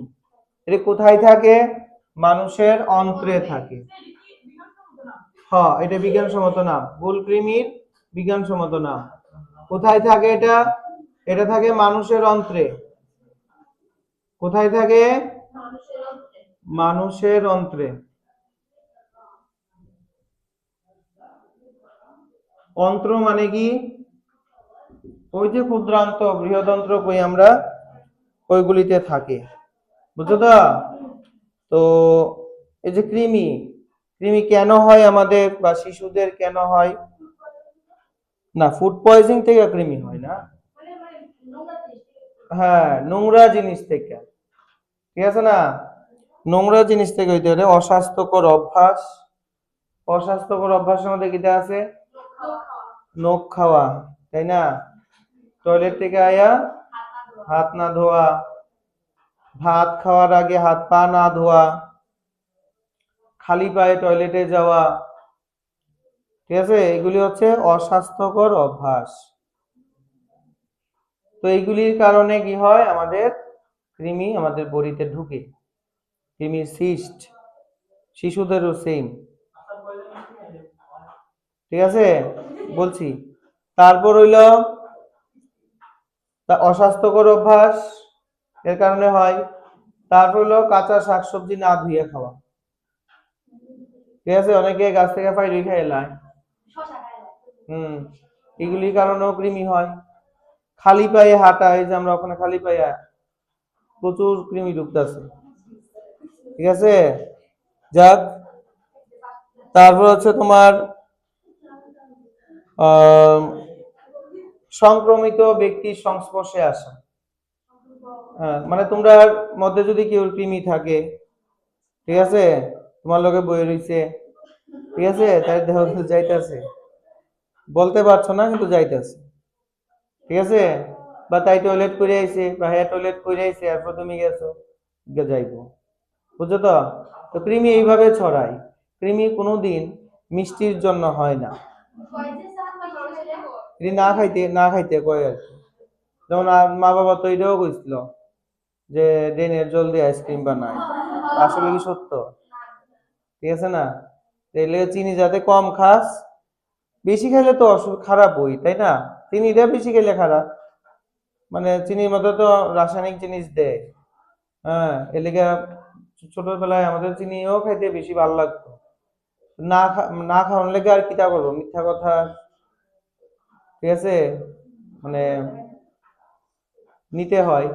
এই লেগে তারা আগে থেকে কইছে যে মিষ্টি খাইলে কৃমি হয়। আসলে কৃমি মিষ্টিতে হয় না, কৃমি হয় অস্বাস্থ্যকর অভ্যাসের কারণে। বুঝছো? যে কৃমিগুলি শিশুদের মধ্যে সংক্রমণ হলে শিশুদের বৌদ্ধিক বিকাশ হ্রাস পায়। বুঝছো? তারপর তোমার অপুষ্টিকর বিভিন্ন ধরনের রোগ হয়, হ্যাঁ, পুষ্টিজনিত রোগ বা অভাবজনিত রোগ, এবং বৌদ্ধিক বিকাশ হ্রাস পায়। কোনো ছাত্রের যদি বুদ্ধি না থাকে, ঠিক আছে, হ্যাঁ, 1 নাম্বার তুমি সন্দেহ করতে পারো, ঠিক আছে, তার কৃমি হয়েছে। তারপর তার সামনে গিয়ে যদি দেখো তার বডিটা একটু হ্যাংলা পাতলা, ঠিক আছে, কিন্তু পেটটা একটু বড়, মানে হ্যাঁ খাবার খায় পেটটা একটু বড় হয়, মানে কি খাবার খাইয়েছে কিন্তু খাবারগুলি কাজে লাগতেছে না, বুঝছো তো, মানে দেহটা সরু, এর মানে বুঝবা হ্যাঁ কৃমি আছে। এবার বাড়িতে হ্যালো করবা যে দিদি রাত্রেবেলায় দাঁত কটকট করেনি, কইব হ, ঠিক আছে, রাত্রেবেলায় কথা কয়নি ঘুমাইয়া, তো হয়, হ্যাঁ, তারপরে হ্যাঁ মুখ থেকে লালাক্ষরণ হয়নি ঘুমাইলে, কইব হ। তাহলে আপনি স্কুলে পাঠান কালকে, পাঠাইলে পরে আমরা অ্যালবেন্ডাজোল নামক একটা কৃমির ওষুধ আছে, সরকার থেকে দেওয়া হয়, দিয়ে দিব, খাওয়াইলে শেষ কাহিনী, বুঝছো। অ্যালবেন্ডাজোল খাইলে পরে হ্যাঁ কৃমিগুলা সব কিউটিকল সব নষ্ট হয়ে যায়গা, আর এরপরে পরিপাক রসই আমরা এই যে কৃমি দিলে নষ্ট করে লাই, বুঝছো, হ্যাঁ। এর লেগে কৃমি যেহেতু বৌদ্ধিক বিকাশ হ্রাস করে শিশুদের, এই কারণে স্কুলে স্কুলে কৃমির ঔষধ বছরে 2 বার বিতরণ করা হয়। ভারতে কৃমির ওষুধের নিচে কৃমির ঔষধের জন্য ভারতে, ঠিক আছে, 20 কোটি টাকা খরচ করা হয় প্রত্যেক বছরে, শুধু কৃমির ওষুধের জন্য। 20 কোটি টাকা কুদ্দুরা, সারা ভারতবর্ষের জন্য 20 কোটি টাকা কুদ্দুরা, 20 কোটি কি তো হইলো সারা ভারতের মধ্যে, ঠিক আছে, যাক। তো এই গেল কৃমি আমাদের, যেটা নিমাটোহেলমিনথিসের পর্বের একটা প্রাণী, অ্যাসকারিস লুমব্রিকয়েডিস বা গোল কৃমি, ঠিক আছে। আরেকটা কৃমি আছে, এটা খুব ডেঞ্জারাস, ঠিক আছে, এটা হলো উচেরেরিয়া ব্যাংক্রাফটি, ঠিক আছে, গোদ কৃমি লেখা তুলে, গোদ কৃমি, ঠিক আছে, গোদ কৃমি, গকার দ গোদ কৃমি,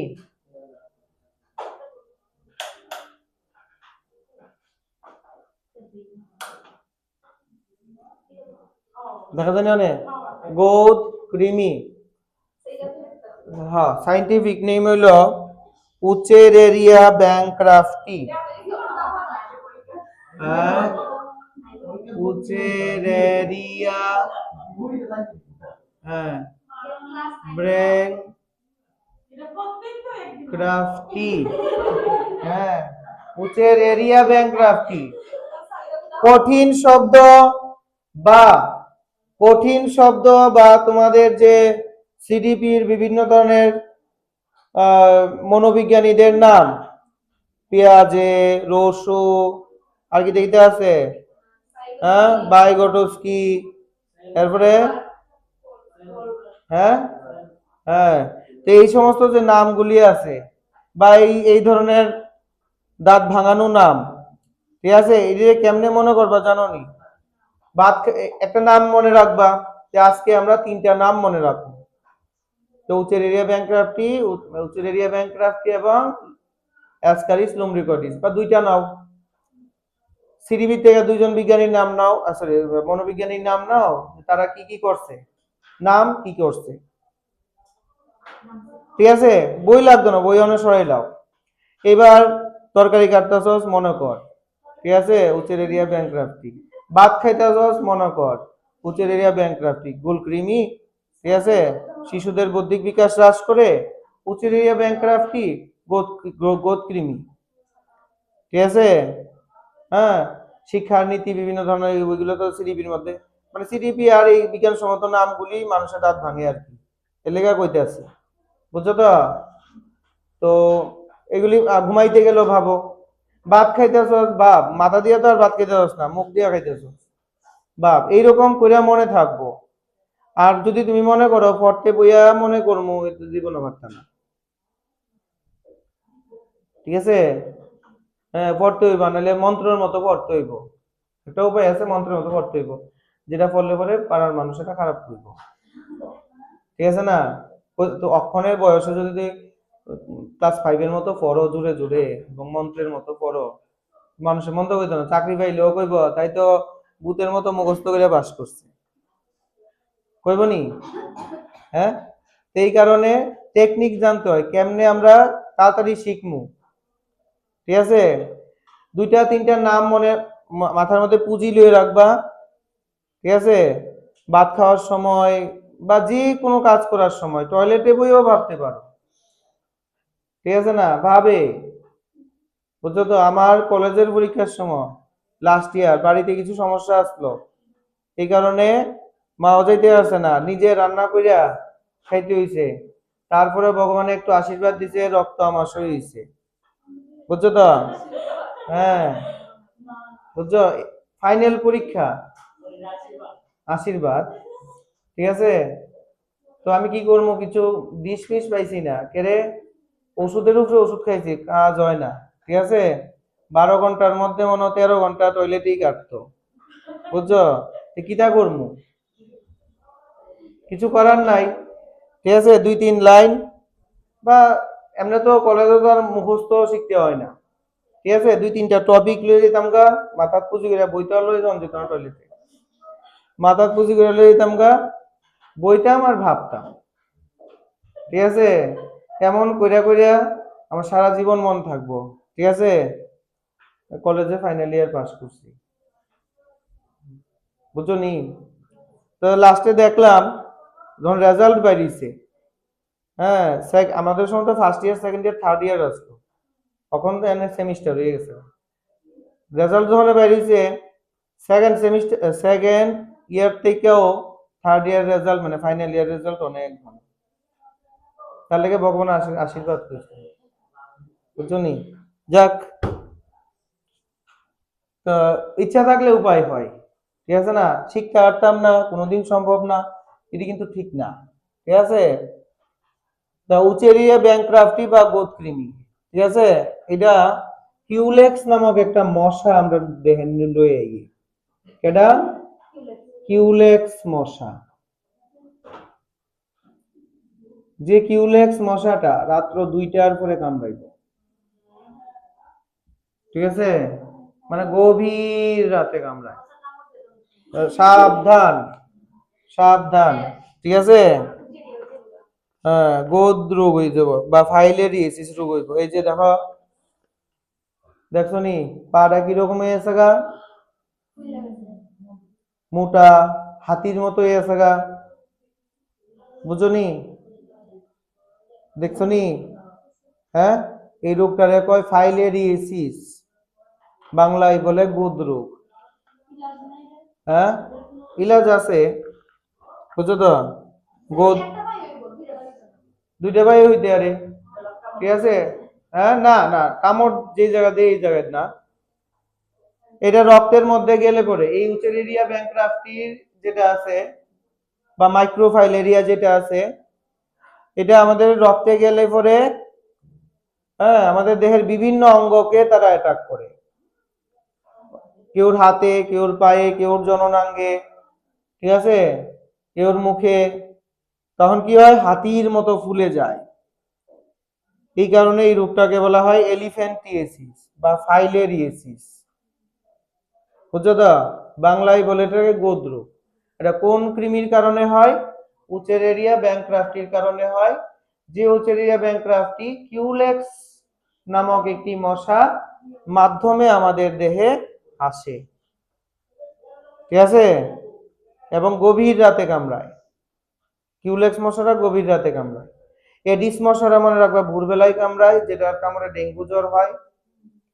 অ্যানোফিলিস মশারা সন্ধ্যা রাতে কামড়ায়, যেটার কামড়ে ম্যালেরিয়া রোগ হয়, মানে যেটা কামড়ে না, এটার মাধ্যমে প্লাজমোডিয়াম ভাইভেক্স আসে, এটার কারণে ম্যালেরিয়া রোগ হয়। কিউলেক্স মশা কামড়ায় গভীর রাতে। কেন? তখন ফাইলেরিয়াগুলি বা ফাইলেরিয়াসিস আর কি, মানে এই মাইক্রোফাইলেরিয়া বা উচেরেরিয়া ব্যাংক্রাফটিটা অ্যাক্টিভ থাকে, বুঝছো তো? তোমার এরকম হাত পা ফুলে যেতেছে, হাতির মতো ফুলতেছে, ডাক্তারের কাছে গেলা, ডাক্তার রক্ত পরীক্ষা করে তোমার ধরতেই পারতো না তোমার রক্তের মধ্যে যে উচেরিয়া ব্যাংক্রাফটি আছে। চিকিৎসা কেমনে করবো? ধরতেই পারতো না। একদম লাস্টে গিয়া যদি আর ভাবতাছি না এটা করবো, ডাক্তারের যদি মনে হয় যে তার ফাইলেরিয়া হইছে বা গোদ রোগ হইছে, তখন রাত 2টা বা 3টা বা 1টার সময় রক্ত কালেক্ট করতে হবে। হ্যাঁ, এই রক্তটা পরীক্ষা করলে পরে রক্তের মধ্যে ফাইলেরিয়া মানে মাইক্রোফাইলেরিয়া পাইবো। হ্যাঁ, কেরে এই মাইক্রোফাইলেরিয়া গুলি মানে উচেরিয়া ব্যাংক্রাফটি গুলা গভীর রাতে আমাদের রক্ত জালকের মধ্যে আসে, আর দিনের বেলায় এটি দেহের গভীরে চলে যায়। তো যখন ডাক্তাররা রক্ত পরীক্ষার জন্য রক্ত নেয়, তখন উপরের রক্ত জালক থেকে কিন্তু রক্ত নেয়। তো দিনের বেলা রক্ত নিলে পরে আর জীবাণু পায় না, রোগ না বাইর করতে হলে তো চিকিৎসা হইতো না। তো রাত্রেবেলা যদি রক্ত নেয়, এটি তো বাইরে পড়ে, মানে দেহের পরিধি দিকে আয়ে পড়ে, তখন রক্তটা নিলে যদি ফাইলেরিয়া থাকে ধরা পড়বো আর কি। মানে উচেরিয়া ব্যাংক্রাফটি গঠিত ফাইলেরিয়াসিস রোগের রোগ নির্ণয়ের জন্য রক্ত বা রক্তের স্যাম্পল বা রক্তের নমুনা নেওয়া হয় গভীর রাতে। প্রশ্নটা দিতেই পারে, ঠিক আছে? কোন মশার মাধ্যমে এটা হয়? কিউলেক্স মশার মাধ্যমে এটা বাহিত হয়। এই হচ্ছে আমার আরেকটা গোল কৃমি, ঠিক আছে? গোদ কৃমিও কিন্তু একটা গোল কৃমি, মনে রাখবা, ঠিক আছে? এইবার আসো সিলোমেটা পর্ব, ঠিক আছে? এবার আসো সিলোমেটা পর্ব, ঠিক আছে? প্লাটি হেলমিনথিস ছিল, সিলোমেটা নিমাটো হেলমিনথিস আসলো, সিউডো সিলোমেটা। এবার আসো সিলোমেটা। মনে রাখবা সিলোমেটার প্রথম প্রাণী হলো নিমাটো নাকিটা অ্যানিলিডা। সিলোমেটার প্রথম প্রাণী হলো অ্যানিলিডা। প্রশ্নটা দেয় পরীক্ষায়, ঠিক আছে, যে সিলোমেটার প্রথম প্রাণী পর্বটির নাম কি? অ্যানিলিডা, ঠিক আছে? তো আমরা এখন পর্ব অ্যানিলিডা।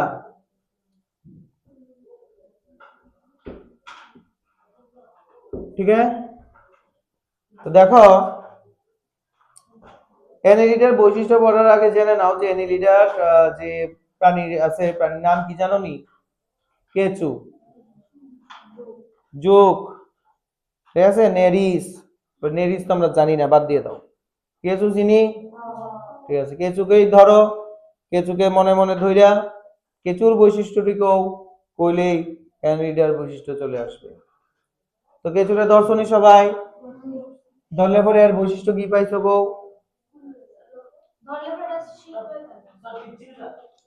পিচ্ছিলার। ছবিটা দেখে কিটা মনে হইতাছে? নিমাটো হেলমিনথিস এবং প্লাটি হেলমিনথিস যখন পড়ছিলাম তখন তাদের দেহটা অখণ্ডিত হয়েছিল, খণ্ড খণ্ডে বিভক্ত নয়। কিন্তু অ্যানিলিডাদের দেহ অনেকগুলা খণ্ডে বিভক্ত, ঠিক আছে? অ্যানিলিডাদের দেহ বা এদের দেহ অসংখ্য আংটির মতো খণ্ড, এদের দেহে অসংখ্য আংটির মতো খণ্ডক থাকে, ঠিক আছে? তাদেরকে সোমাইটস বা মেটামিয়ার বলা হয়। তাদেরকে কি বলা হয়? তাদের সোমাইটস বা মেটামিয়ার বলা হয়, ঠিক আছে? গতদিন আমি বলছিলাম, মানে প্রথম দিন মনে হয় বলেছিলাম যে তাদেরকে অঙ্গরিমাল প্রাণী বলা হয়, ঠিক আছে না? আংটির মতো অনেকগুলা খণ্ডক থাকে, ওই আংটির মতো খণ্ডক এগুলির নাম হচ্ছে সোমাইট বা মেটামিয়ার। ক্লিয়ার? এই কারণে তাদেরকে অঙ্গুরিমাল প্রাণীও বলা হয়। ঠিক আছে, অ্যানিলিডাদের আরেকটা নাম কি? অঙ্গুরিমাল। অ্যানিলিডা বা অঙ্গুরিমাল প্রাণীদের দেহে অসংখ্য যে খণ্ড থাকে, এই খণ্ডগুলিকে কি বলা হয়? খণ্ডগুলিকে সোমাইট বা মেটামিয়ার বলা হয়, তাই না? খণ্ডগুলিকে কি বলা হয়? সোমাইট বা মেটামিয়ার বলা হয়। ঠিক আছে, এবার আসো তাদের দেহ প্রতিসাম্যতা। মেটামিয়ার প্রতিসাম্যতা আসো, তাদের দেহের প্রতিসাম্যতা কি রকম? দ্বিপার্শ্বীয় প্রতিসম।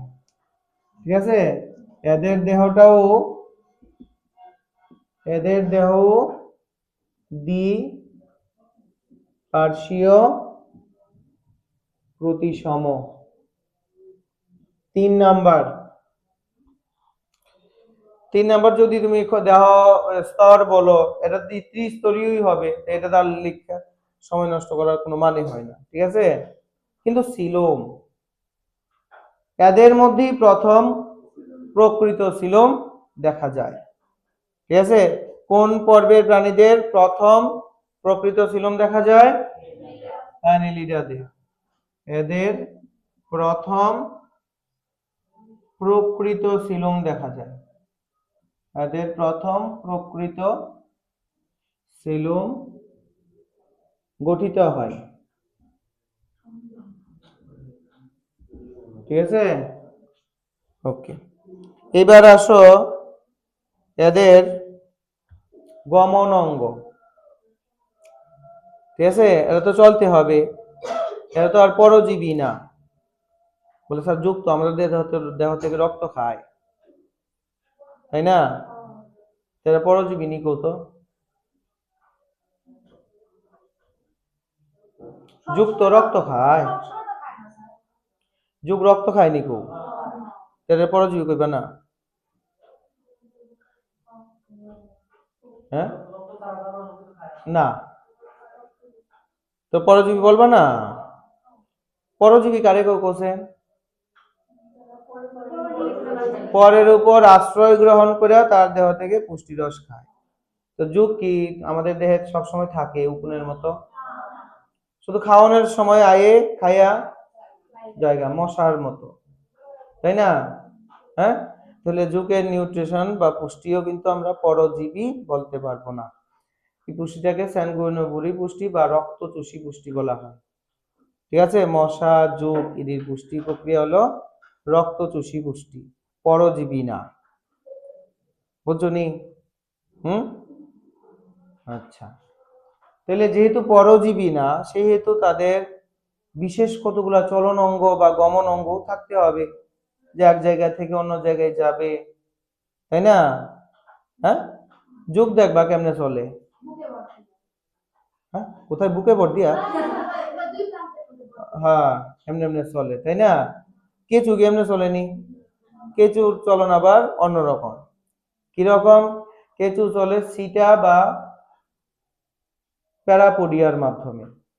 ইদিকিতা কেঁচুরে আদর করে দেখবা, ঠিক আছে, এমনি হাত বুলাইয়া দেবা কেঁচুর শরীরে, একটু ধার ধার লাগবো। কেড়ে ধার ধার লাগবো, এবার তুমি ম্যাগনিফাইং গ্লাস দিয়ে দেখবা, দেখবা তার ত্বকের থেকে কতগুলি এরকম হুকের মতো অংশ বাইরে। হ্যাঁ, তার প্রত্যেকটা খণ্ড থেকে, যেগুলাকে সোমাইট বা মেটামিয়ার বলা হয়, এই প্রত্যেকটা সোমাইট বা মেটামিয়ার থেকে এরকম হুকের মতো অংশ বের হয়, এগুলিকে বলা হয় সিটা বা প্যারাপোডিয়া। এগুলির সাহায্যে তারা গমন করে। বুঝছো? তাহলে এদের গমন অঙ্গ হলো সিটা বা প্যারাপোডিয়া। এদের গমন অঙ্গ হলো সিটা বা প্যারাপোডিয়া। এদের গমন অঙ্গ কি? আচ্ছা, নিডারিয়াদের গমন অঙ্গ কি? কি সিটা?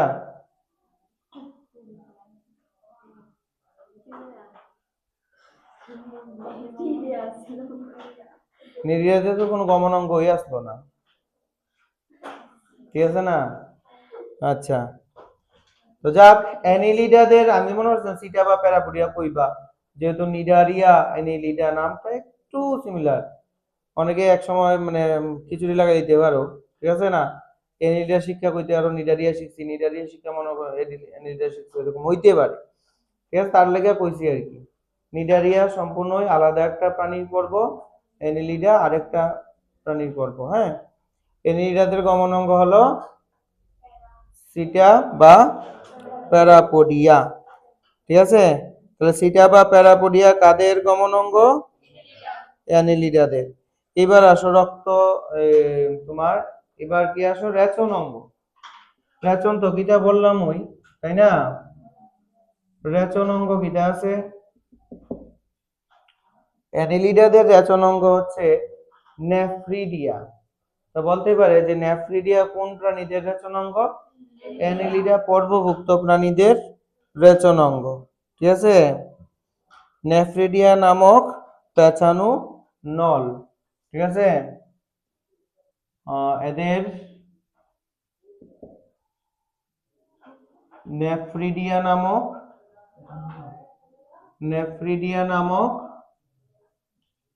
পেঁচানো নলের মাধ্যমে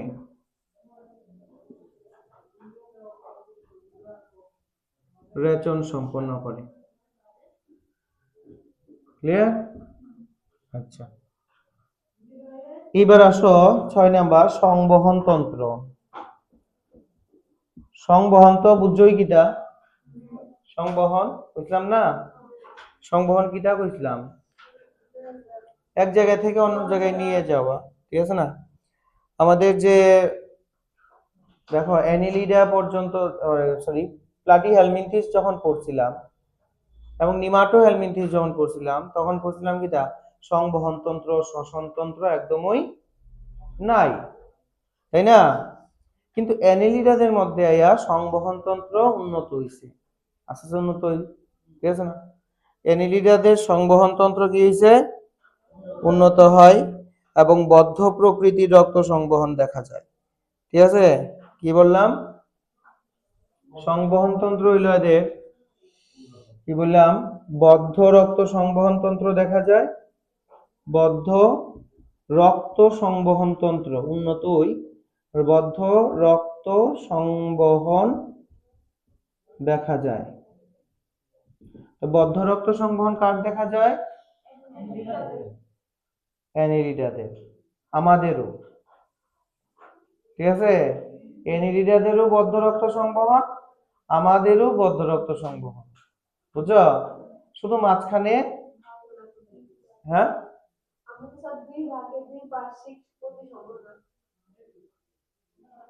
কিটা কোনটা বুঝছো না? এটা এটা না এটা, হ্যাঁ হ্যাঁ, প্রতিসম্মতার লগে সংবহনতন্ত্রের কোনো গুরুত্ব যুক্ত নাই, ঠিক আছে? মানুষের দেহের মধ্যে বদ্ধ রক্ত সংবহন, অ্যানিলিডাদের দেহ বদ্ধ রক্ত সংবহন। বদ্ধ রক্ত সংবহন কিটা? রক্ত সংবহনটা যদি শুধুমাত্র হৃৎপিণ্ড আর শিরা ধমনির মধ্যে আবদ্ধ থাকে, এই তিনটা রাস্তা ছাড়া আর কোনো জায়গায় না যায়, তো এটা হইলো বদ্ধ রক্ত সংবহন। রক্তটা আমরা কোন কোন জায়গা দিয়ে ঘুরে গুতো? শুধু হৃৎপিণ্ড, শিরা, ধমনী, আর কোন জায়গায় বাইরে ওই রক্ত? জালক মানে ওই শিরার উৎপত্তি স্থল, ওই, ঠিক আছে না? বা ধমনীর মিলন স্থল, ঠিক আছে না? এটি রক্ত জালক। তাহলে শিরা, ধমনী আর হৃৎপিণ্ড ছাড়া রক্ত আর কোন জায়গায় বাইরে না, এই তিনটা জায়গায় বদ্ধ, আবদ্ধ। এই রক্ত সংবহনকে বদ্ধ রক্ত সংবহন বলে। আর মুক্ত রক্ত, এটার উল্টো হইলো মুক্ত রক্ত সংবহন, যে রক্ত সংবহনে রক্ত হৃৎপিণ্ড, শিরা, ধমনী ছাড়াও, হ্যাঁ, দেহ গহ্বর নামক যে সিলুম আছে, এই সিলুমে মুক্ত হয়, তারপর আবার হৃৎপিণ্ডে যায়, শিরা ধমনীতে আসে, আবার সিলোমে মুক্ত হবে। যদি সিলোমে মুক্ত হয় তাহলে সেই রক্ত সংবহনটা হলো মুক্ত রক্ত সংবহন। আর্থ্রোপোডাদের দেখা যায়, ঠিক আছে। আর কেঁচুর ক্ষেত্রে শুধু হৃৎপিণ্ড, শিরা, ধমনীর মধ্যে রক্তটা আবদ্ধ, এর লেগে এটা বদ্ধ রক্ত সংবহন হয় আমাদের মতো। ক্লিয়ার? আরেকটা আছে, তাদের রক্ত দেখা যায়, সর্বনাশ, এদের লাল রক্ত দেখা যায়, নীল না, উন্নত লাল রক্ত দেখা যায়। না, উন্নত, ঠিক আছে। লাল মানে কি, উন্নত হিমোগ্লোবিন থাকবে, তাই না? নীল হিমোসায়ানিন থাকলে চিংড়ি, ঠিক আছে না? তো তোমার কি বললাম, লাল, ঠিক আছে। হিমোগ্লোবিন বা হিমোক্লোরিন, হিমোগ্লোবিনও হইতে পারে, ঠিক আছে, বা ক্লোরোকোরিনও হতে পারে, ঠিক আছে। এদের রক্তে রক্তে হিমোগ্লোবিন হিমোগ্লোবিন বা ক্লোরোকোরিন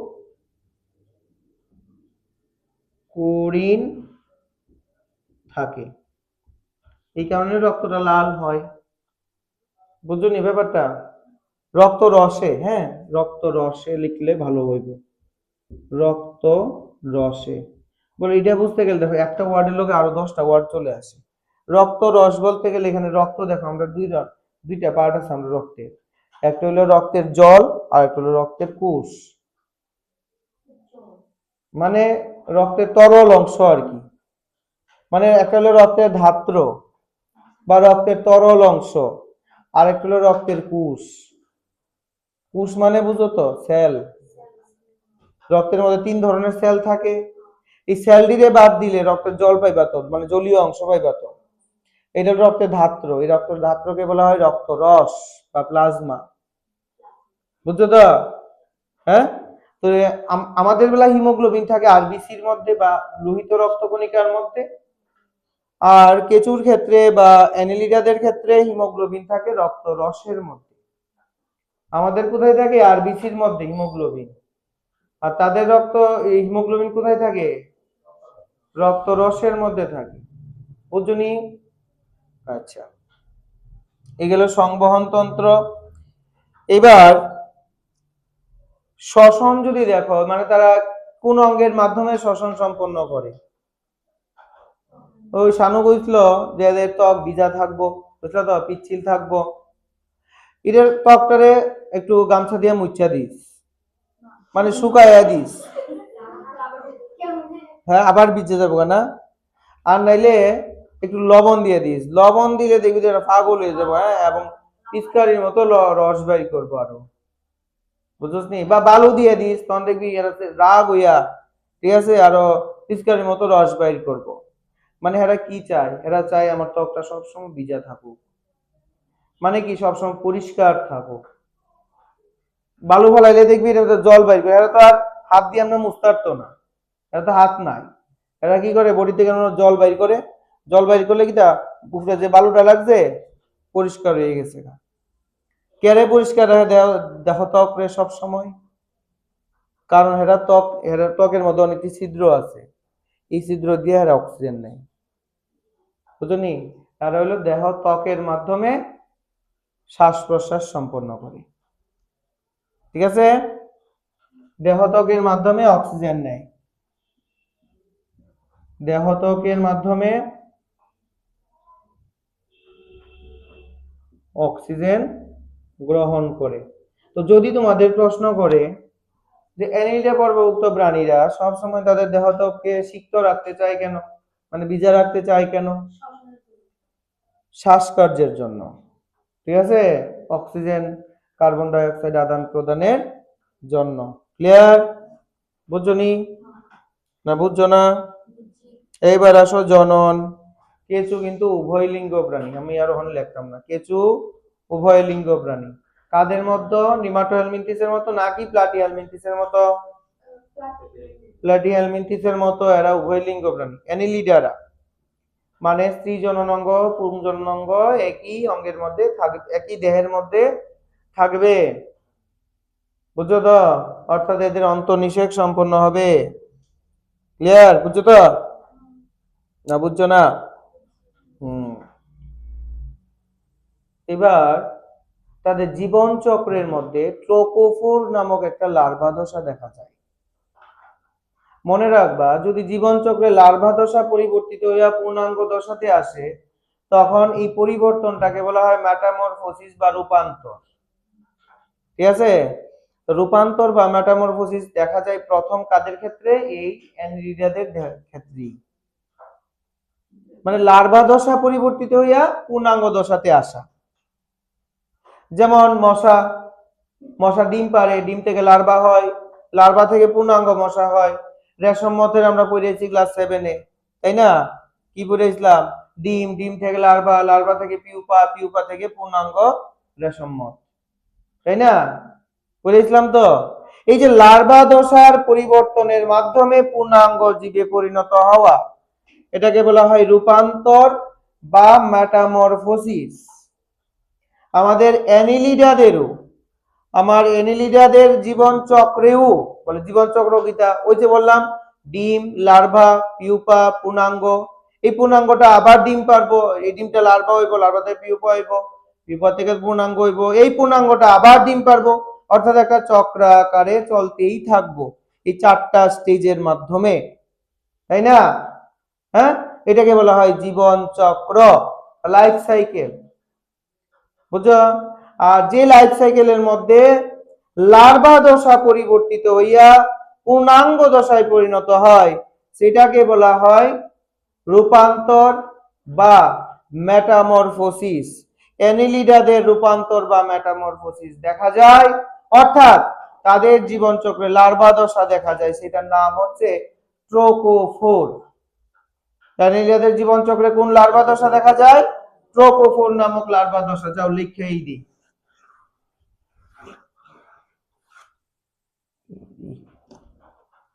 8 নাম্বার লেটার বা কিটা কইছি? যাক, ঠিক আছে, নাম্বার তো কিছু না, দেরি হইতেছে এমনি, তোর পরে গাড়ি পেতি না, ঠিক আছে না? যাক, কিটা লিখছিলাম?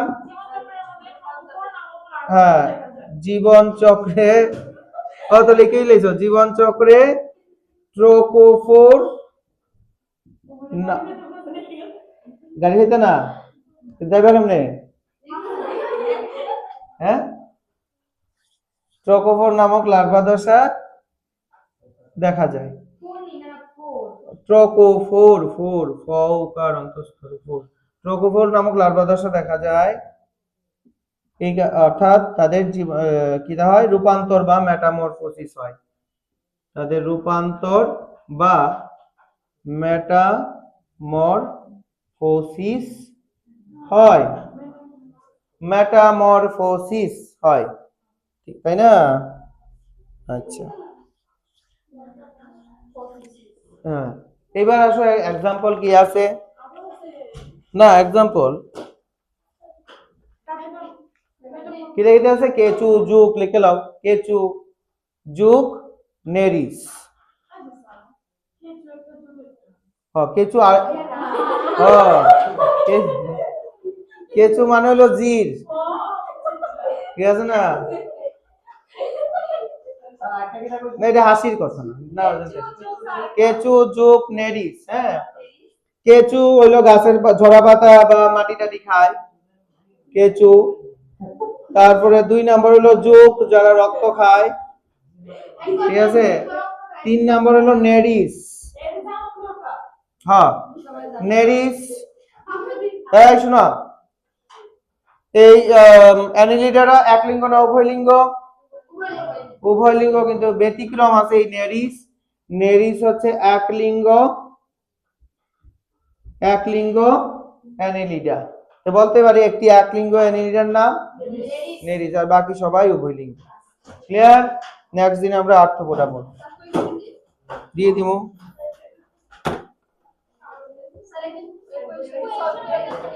হ্যাঁ,